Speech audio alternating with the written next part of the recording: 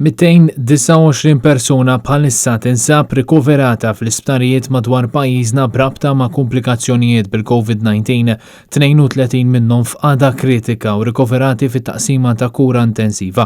L-R factor f'Malta u Fgħawdex jinsab fil-livell ta' 1.5.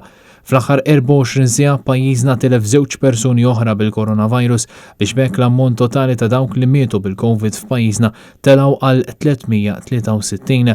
L-aħħar vittmi kienu raġel ta' 75 sena u mara ta' 76 sena li mietu fl-isptar Mater Dei. Waqt il-bulletin mediku li sar il-ħamis minflok il-ġimgħa, il-professur Charmaine Gawci wriet kif l-età medja tal-imwiet issa qed tonqos meta qabel kienet 84 sena, issa tinsab viċin l-età ta' 75. Sakemm aħna jibqa' jkollna ammont ta' każijiet fil-komunità, sakemm hemmhekk ħajbqa' jkollna nies li jidħlu l-isptar u jkollna wkoll imwiet. U allura dan huwa li rridu aħna nipproteġu kemm nistgħu sakemm aħna jirnexxilna nlaqmu iktar proporzjon mill-popolazzjoni tagħna, speċjalment dak il-proporzjon tal-popolazzjoni li huwa l-iktar vulnerabbli.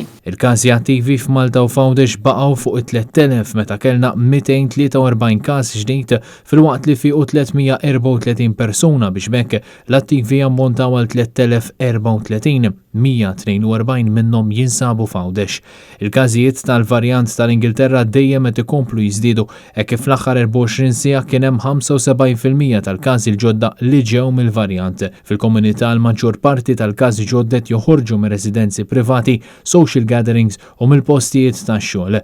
Fl-aħħar sigħat il-persuni mlaqmin b'mod sħiħ għal kontra l-virus żdiedu b'762 u issa jammontaw għal total ta' 41,621. Qed ikollna nies li qegħdin jiġu mhux fil-ħin, allura jekk ikollok persuni li jiġu fil-ħin, u persuni oħra li ma ġewx fil-ħin, ovvja li hemmhekk ikun jista' jkun qed jinġema xi kju, però aħna qegħdin noqogħdu attenti wkoll biex jekk ikun hemm iktar nies naraw li dawn ma jkunux qrib ta' xulxin, però dan kollu jiddependi kemm in-nies iżommu l-ħin tagħhom. M'hemmx għalfejn tiġi kwarta qabel, importanti li tiġi fil-ħin tiegħek għaliex jekk ħadd tiġi qabel inti ħadd tkun qiegħed hemmhekk għal xejn.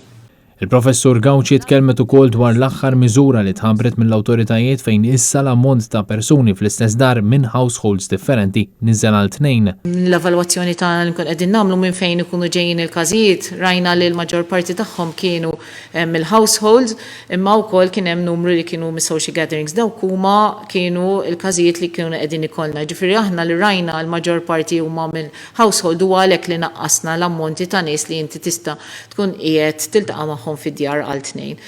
Sa issa l-ammont ta' persuni li jistgħu jiltaqgħu fuq barra ikun ta' 4. Però dejjem għandna niftakru li inti kemm tista' għandek tevita li inti tkun qiegħed f'kuntatt speċjalment f'distanza ta' 2 metri minn persuni oħrajn u anke li inti kemm tista' wkoll meta inti tkun qed tiltaqa' ma tkunx qrib ħafna ta' dawk il-persuni.